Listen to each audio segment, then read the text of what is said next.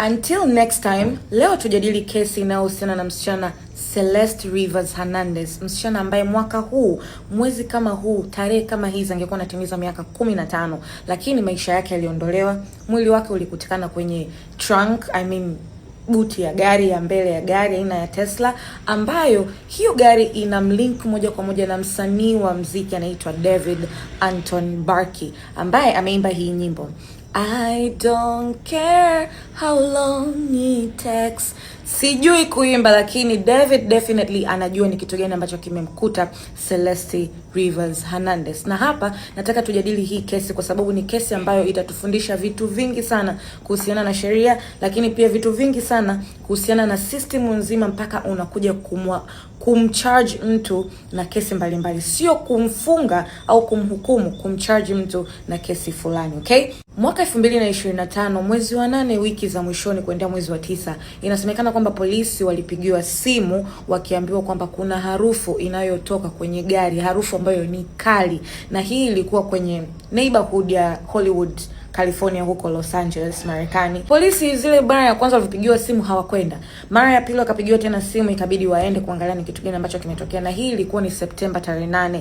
Kwa hivyo kufika pale kwenda kufungua lile gari, ilikuwa ni aina ya Tesla, ambayo unaambiwa sasa buti zake, Tesla inavyosemekana kwamba buti zake kuna buti sijui ya mbele, ambayo sisi tumezoea magari yanakuwa na buti ya nyuma. Kwa hiyo yeye buti ya mbele inawezekana ikawa na vitu. Kwa hiyo polisi kufika pale kufungua kwenye ile buti, wanakutikana kwamba kuna trash bag, lakini pia kuna begi ambalo lina mwili wa binadamu. Na sio tu mwili ambao umekatwa. Kuna begi moja ambayo ni body bag, ambayo ni begi kama la kawaida, lakini waga wanaikiwaga watu ambao kama watakuwa wamefariki au wamefanya nini, wanahitaji kuwa transported. Kwa hiyo kuna body bag na hiyo trash bag. Kwa hiyo kwenye ile body bag ambayo ilikuwa imekutikana ya kwanza, ilikuwa imekutwa kichwa pamoja na kiwiliwili. You understand? Tukumbuke mwili wa Celeste Rivers ulikuwa umekatwa, kichwa na kiwiliwili, lakini pia kwenye trash bag ilikuwa imekutikana mikono na miguu. Na baadaye kidogo tutakuja kuzungumzia kuhusiana na autopsy report, lakini hapa nataka tuzungumzie kidogo timeline. DNA zikachukuliwa, samples zikachukuliwa, zikapimwa, waka-identify kwamba huu mwili ni wa Celeste Rivers Hernandez, msichana ambaye alikuwa anatafutwa na wazazi wake tangu April. Alikuwa anasemekana kwamba amepotea tangu April 2024. Wazazi wake waliripoti kwamba huyu msichana amepotea. Alafu this time around September tarehe 8 mwaka 2025 anakutikana amekatwa, ameuawa na yuko kwenye begi. Kwa hiyo hiyo ni detail namba 1. Naombeni muipark hiyo kwamba yeye alikuwa ni amepotea kipindi hicho. Ipark, tutarudi hapo. Turudi kwenye hili gari. Hili gari liko connected na huyu David. Wamekuja ku trace back nani anaye own hili gari ambayo umekutikana huu mwili. Gari ni ya David. David na Celeste walikuwa ni watu ambao wanafahamiana, wana connection. Tutaelezea connection yao vizuri as we go.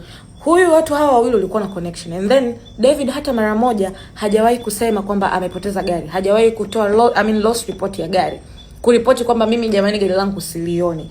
Na according to the autopsy report ambayo imetoka ili ku rule out kwamba hii ni homicide. Homicide ni mtu kwamba ametolewa maisha na sio kujitoa maisha yeye mwenyewe. Kuna suicide na homicide.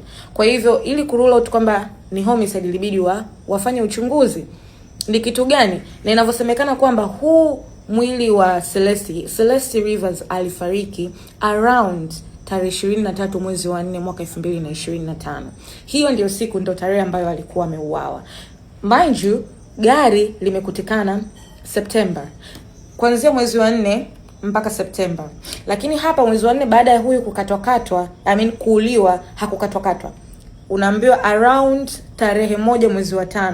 Tarehe hizo, around hizo tarehe, ndio ule mwili ukakatwa ukawekwa kwenye gari. According to the autopsy report. Sasa hebu jiulize, kuanzia mwezi wa 5 mpaka mwezi wa 9, miezi 4 imepita. David hajawahi kufile a report na kusema kwamba gari lake limepotea hata mara moja.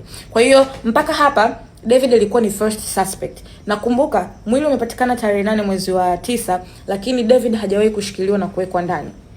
Ni mtu ambaye alikuwa anaulizwa, aliitwa for questioning kwa sababu walikuwa ni wanahusiano, walikuwa wanajuana, lakini pia vile lile gari lilikuwa lina connect na yeye. Kwa hiyo polisi hawakuwa na evidence 100% ya kumcharge na kumweka ndani. Na hapa nitaenda kuelezea why and how. Fast forward mwaka huu April tarehe 21 nadhani tarehe 22 tukasikia wote kwenye taarifa ya habari kwamba ndugu David amekamatwa na sasa hivi amekuwa charged, yani anashtakiwa mashtaka ya mauaji ya Celeste Rivers. Kumbukeni huyu mtu tangu mwezi wa 8, tangu mwezi wa 9 mwaka jana anakuja kushikiliwa, leo ndo anashikwa rasmi kwenda kufungwa, kuwekwa gerezani ili asubirie trial, asubirie kesi yake isikilizwe, na anakuwa charged na murder. Okay, tutarudi back hapo, lakini nataka turudi tena kwenye ile point ambayo tulikuwa tunaipark ya kusema kwamba Celeste alikuwa ni msichana ambaye amepotea. Tunarudi kabla kwanza tujaenda huko, nataka niwape information ambayo it's very very interesting. So kwenye ile court document ambayo imetolewa na prosecutors, hawa ni upande ambao wanamshtaki sasa David, ambao ni upande wa serikali. Hii ni kesi ya prosecutors, the government, USA versus David, okay? So kwenye ile indictment ambayo ndo court document sasa ya kumshtaki, wanasema kwamba hii kesi wanamshtaki murder, yani kwa makosa ya mauaji with the special counts, okay? Special circumstances ndio inaifanya hii kesi iwe ngumu zaidi. First degree murder, yani ni umefanya mauaji ya kukusudia, na yani bila hata kusema kwamba inawezekana kuna kitu kilikufanya ukatende kwa kitu, hapana. First degree murder with the special circumstances. 3 special circumstances. Circumstance ya kwanza ni kwamba ameua, lakini ameua mtu ambaye alikuwa ni witness under investigation. Ndio lile swala la Celeste Rivers kuripotiwa kwamba yeye kupotea.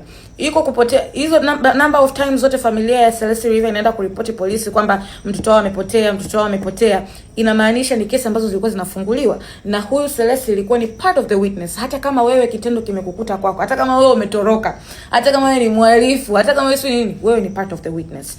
Kwa hiyo David, special count circumstance ya kwanza ni David ameua witness wa kesi.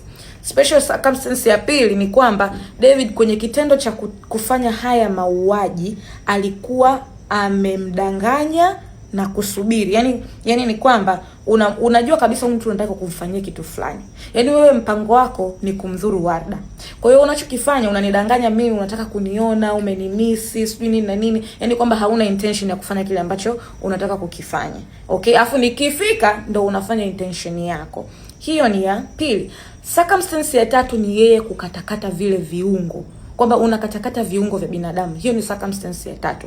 Kwa hiyo according to hii kesi nzima nitakavyoenda, anaweza akaface maisha jela au hukumu ya kifo, kati ya hivyo vitu viwili. Na hapa tuone kwamba David anakuwa charged kwenye state ya California. Kwa nchi ya Marekani, wenzetu kama California, hizi states ambazo zimeunganika kutengeneza nchi moja, kila state inakuwa na sheria zake, okay? Unakuta kuna sheria ya state nyingine haimruhusu mtu kuhukumiwa kifo. Kuna sheria ya nchi nyingine inaruhusu kuhukumiwa kifo, okay? So, let's go back to hizi reporting za missing za huyu Celeste Rivers.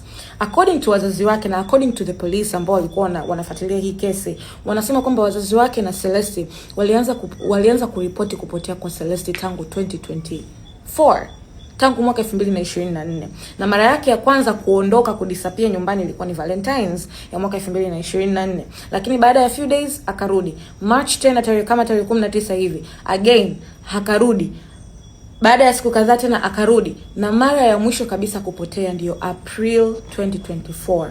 Until next anakuja kukutikana ni September, na ambapo inavyosemekana kwamba ameuawa ni 2025, 1 year later, 2025 April. Okay? Na sasa nataka tena turudi kwenye interesting fact kuhusiana na hii kesi nzima, na kwa nini David pia anaweza akawa ni suspect wa hii kesi. I am afraid kwamba hii story itaenda kuwa na part 2 because there too many information, okay? Okay, David anaenda kuwa charged na hii case, yani anakuwa charged na hii case kwa sababu ya different evidences, na moja ni lyrics ya nyimbo zake. Sasa basi, tuende kwenye part 2 ili tuweze kusikia what is that. Till next time, nenda kwenye part 2, okay?